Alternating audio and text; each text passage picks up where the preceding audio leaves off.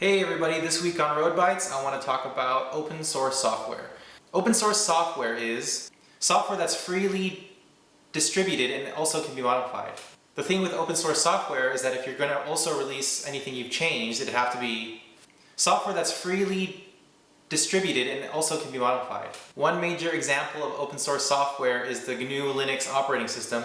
It's free, people use it, it's in almost everything. People tailor it to how they want it. But if you also look at Windows, then you can't really do with it what you want except for use it on your computer. I kind of feel like for me it's actually changing the way consumers are participating in the global market.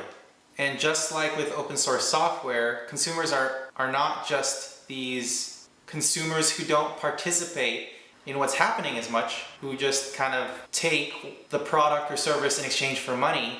But with open source software, consumers are actually participants in the product itself. So one big comparison is with Wikipedia. In Wikipedia, it's free, and if you were to alter it, it'd still have to be free, but you're getting all this information in one place. The old system would be something like Encyclopedia Britannica. I don't know if you were in middle school at my time, but Encyclopedia Britannica was kind of like the internet of the 90s. But in that model, you paid for the encyclopedias, and in exchange, you'd get a product that only a handful of people actually had in hand in writing. But this open source software and this share economy is kind of changing the way things work. I just learned that Airbnb has over 500,000 listings across the world. They're in almost every single country in the entire globe. You know where I learned that?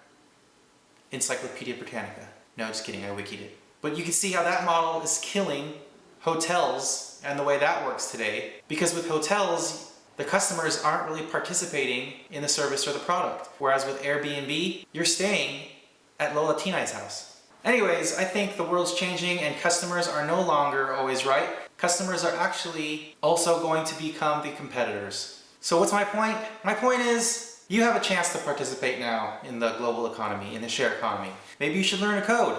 Maybe you should write a script. Maybe you should film a movie. Maybe you should cook a meal. Open source everything.